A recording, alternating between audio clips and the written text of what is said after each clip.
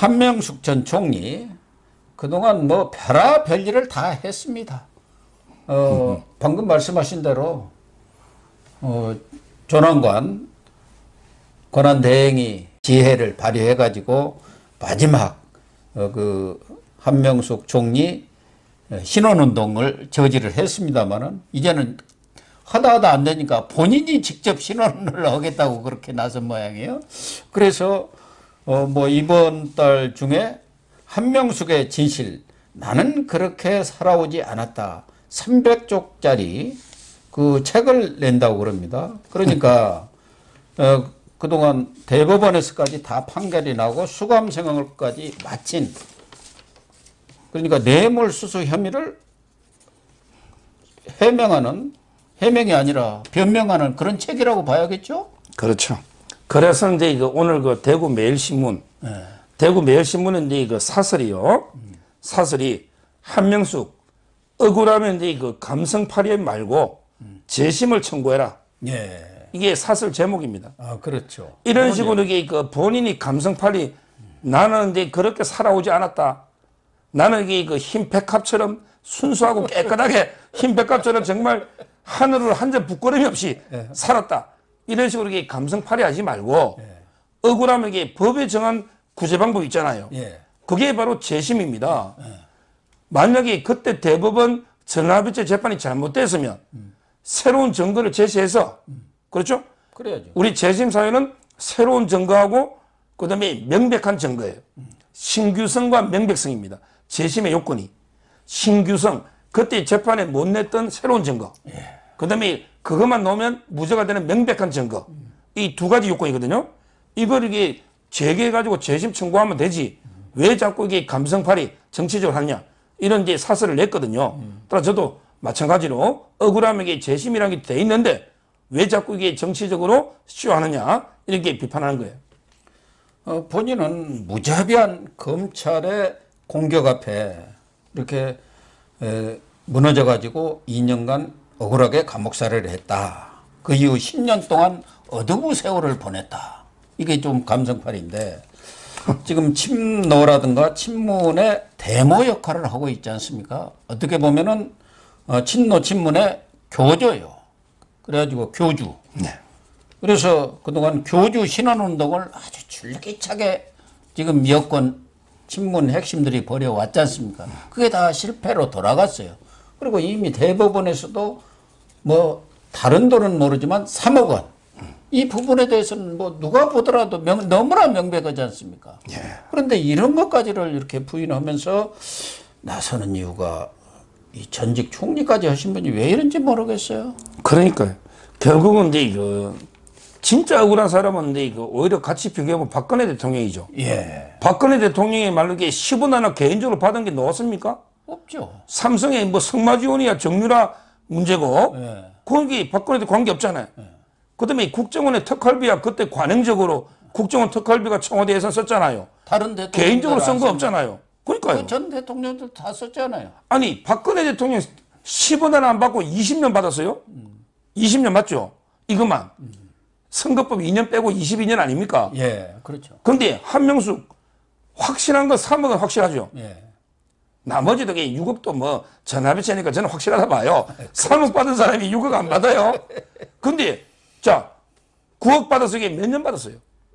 9억 받아서 이게 2년 받았습니다. 박근혜 대통령이 10분의 1입니다. 10분의 1도 정말 이게 박근혜 대통령은 10원 하나 안 받고 20년인데 본인에게 9억을 받고 그 10분의 1밖에 안 되는 2년을 받았는데 이렇게 감성팔이 하면서 뭐 어둠의 세월이 어떠고 검찰이 어떠고 이렇게 하잖아요. 근데 박 대통령 침묵하지 말도 안 하잖아요. 정말 저는 한명숙이가 저는 데모보다는 제가 이제 아까 김호란 아버지 김호란 있죠. 예. 통역당. 예.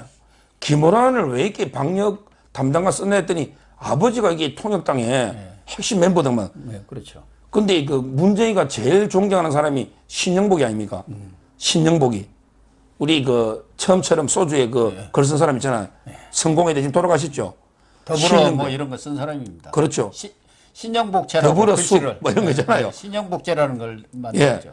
근데 신영복, 그다음에 김호란 아버지, 그다음에 누굽니까 한 명이. 바로 이게 박성준 교수. 그러니까요.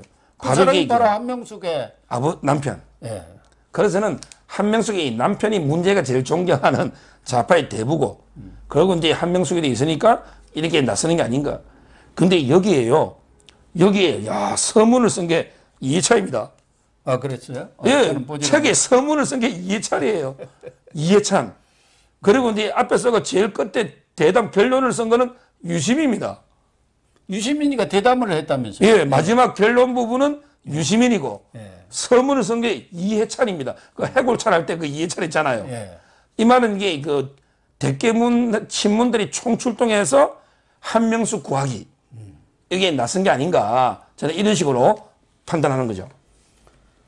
그러니까 DJ에 의해서 발탁이 돼가지고 환경부 장관도 하고 총리까지 했지 않습니까? 예.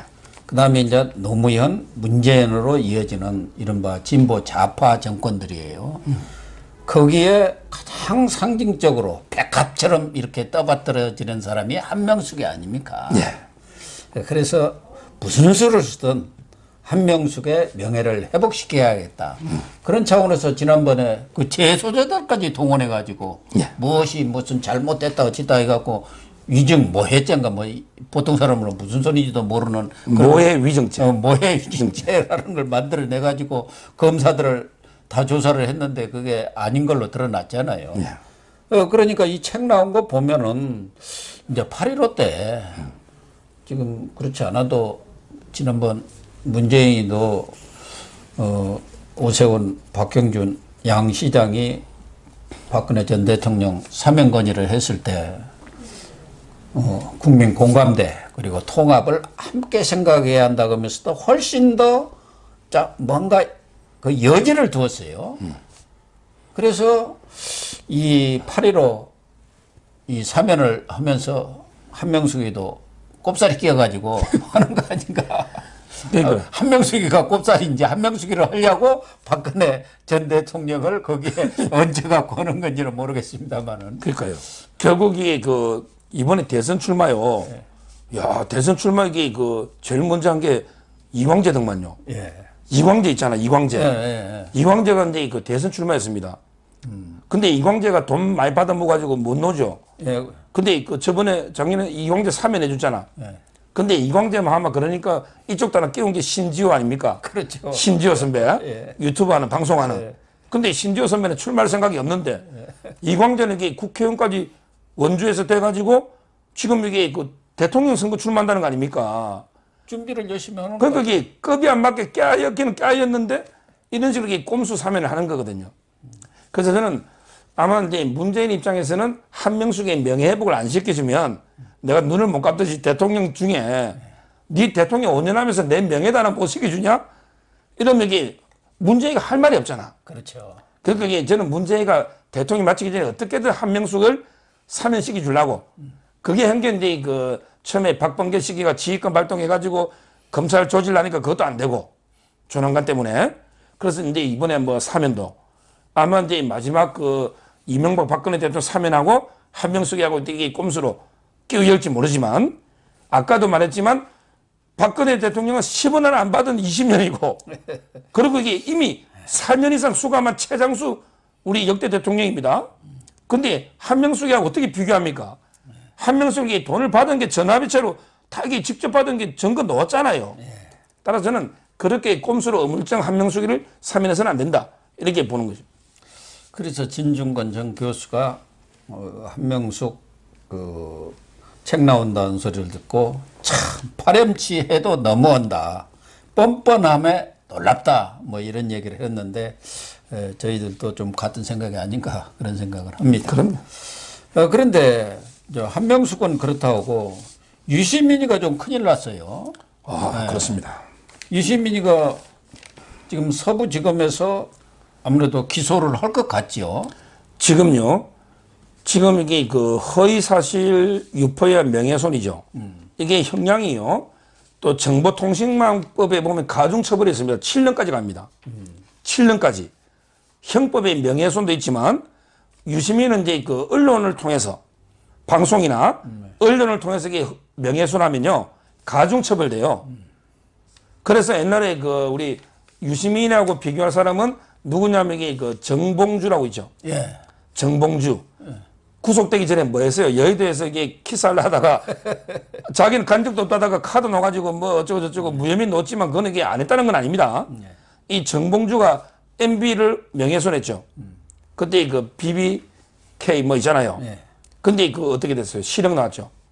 실형 나왔잖아요. 실형 나왔죠. 예. 그거보다 이게 질이 안 좋아요. 이거는 이제 그 유시민이가 노무현 재단 이사장이라는 공익적 지위에서 그것도 이게 대검의 반부패부장 한동훈이를 겨냥해갖고 계속 이게 그 아주 이게 그 조직적으로 구체적으로 수위에 걸쳐서 이게 중요하거든요. 상당히 그 지속적으로 계속 이게 여러 번 했고 또 이게 전파성이 크다는 거예요. 그리고 중요한 게 그 한동훈이가 합의가 안 된다는 거죠. 한동훈이가 이제 민사소송도 5억을 제기하고 그리고 이제 그 처벌을 원하는 글도 냈습니다. 이 말은 이게 피해자하고 합의가 안 됐죠? 그럼 이게 정상창작 해줄 게 없어요. 이거야말로 저는 기소되면 뭐 법정 구속이 불가피한 이게 저는 유시민이가요 대선에 안 놓은 가장 결정적인 이유다.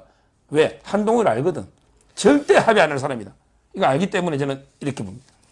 그런데 유시민도 정보가 좀 있을 텐데 그 시절만 하더라도 또 한참 노무현 정권이 기세 등등할 때인데 어째서 그렇게 계좌를 들여다 봤을 것이라고 지속적으로 이렇게 얘기를 했을까 그런 점이 하나 또 의문이고 또 하나는 유시민이가 이제 1월 달에 내 잘못했다 나 좀 살려달라고 뭐 이렇게 얘기를 했잖아요. 그러니까 뭐 반성을 했어요 충분히. 그리고 뭐 어떤 처벌도 감수하겠다 그런 것들은 참작이 안 되나요? 일단 이제 유시민이가 왜 확신에 차서 믿었을까? 이거는 이제 원래 1년만 지나면 진실은 밝혀지죠. 영원히 진실에 가려지는 것 때문에 잡아떼면 되잖아. 근데 계좌를 반지 안 반지는 1년 이내에 통보해주게 돼 있잖아요. 그러니까요. 그러니까 근데 명백하게 진실이 드러나 버리잖아. 근데 저는 왜 속았을까? 그거는 제가 보기 검찰의 정보망이요. 저는 착오했다고. 지금 이게 여권에 줄된 검사들 수사관들 많죠. 근데 이게 대검 한동훈 밑에도 검사들 많을 거 아니에요. 유시민하고 친한. 그렇죠. 그러니까 이 사람들이 이게 볼 때는 여권 쪽에 붙어 있는 한동훈의 움직임이 처음에 유시민 뭐 약간 어떻게 좀 조사 계획은 세울 수 있거든요. 그러니까 이제 유시민한테 제보를 해주는데 그 제보자가 저는 결정적인 착오나 오판을 했다. 아, 그렇게 봐야겠네요. 왜냐하면 이게 대검 반부패부는 하루에도 수십 건의 사건이 있으면 서랍에 열었다가 언제 수사하다가 이게 왔다 갔다 하거든요. 아마 이제 유시민 의혹을 저는 덜 다 봤을 수는 있다 봐요. 계좌는 안 봐도 의혹은 제보가 들어오잖아요. 예. 그러니까 이제 그걸 갖다가 유시민한테 살짝 알려준 거지. 그러니까 저는 검찰에 믿을 만한 소식통이 알려주니까 진짜다. 이래가 저는 유시민이가 걸려들는다. 이렇게 보고요. 그 다음에 유시민의 사과는 아무 양형에 도움이 안 됩니다. 아, 그렇습니까? 그거는 이게 본인이 보십시오. 책임이 하나도 안 짓잖아요. 뭐 자기가 이제 노무현 재단 이사장직을 사퇴하겠습니다. 라든지 뭔가 이게 행동으로 책임을 져야지. 말로만 내가 무슨 처벌해도 말로만 달게 받겠습니다. 이거 해봤자 안 되고요. 가명을 잘못했다는 거, 그게 실수라는 거, 그거 다 인정을 했잖아요. 그러니까 그래도 이 가명을 받으려면 한동훈하고 합의서를 내야 돼요. 아, 그렇군요. 결국에 피해자하고 합의가 되어야만 뭐 반의사 불벌이니까 합의가 되면 이게 처벌 안 한다거나 또 이 가명이 될 수 있는데 근데 그 자기 혼자 아무리 잘못했다고 해도 거기에 반성이 그때 보세요. 제가 보기에 그게 악어의 눈물이지 반성입니까? 제일 중요한 반성하려면 제가 조금 전에 했잖아요. 누구한테 이런 이야기를 들어서 내가 착각했습니다. 이 제보원을 밝혀줘야 돼요. 아, 그렇군요. 자기가 왜 이걸 잘못했는지 그걸 숨기고 있잖아. 끝까지 이게 함구하고 있잖아. 이 말에 이게 그 절반의 진실도 아니고 진실을 가리고 무조건 잘못했다. 이거밖에 안 되는 거예요. 그러니까 유시민이는 민사에서도 5억이지만 매덕 얻어맞고 그리고 깜빵에 갈 위기에 처해 있네요. 그러니까 민사는 뭐 지금 이제 대선이다 뭐다 이걸 생각할 여지가 없네요. 제코가 썩잖아요. 예. 그러니까 민사는 이제 5억을 청구한 건 좀 많고요. 민사적으로는 그러니까 뭐 이제 보통은 한 2억 그만큼 놓은 예는 없고 민사는 이제 위자료기 때문에 보통은 이제 제일 많아도 3천, 5천 뭐 이래 되는데 근데 형사는요. 형사는 요즘 이게 허위 사실 유포잖아. 그리고 이게 그 장기간 계속적으로 이게 반복이 됐고 또 이게 언론 통해서 전파성이 컸잖아요. 모든 사람이 알게 됐고 그다음에 한동훈의 명예만 훼손된 게 아니고 중요한 게 검찰 전체의 명예가 훼손됐잖아. 그 죄질은 상당히 안 좋은 거죠. 형사가 위험합니다. 시청자 여러분, 한명숙과 유시민의 운명도 이번 달 중에 결론이 나지 않겠나 그런 생각을 하면서요. 정말 5월에는 우리 정치권이 분주해질 것 같습니다.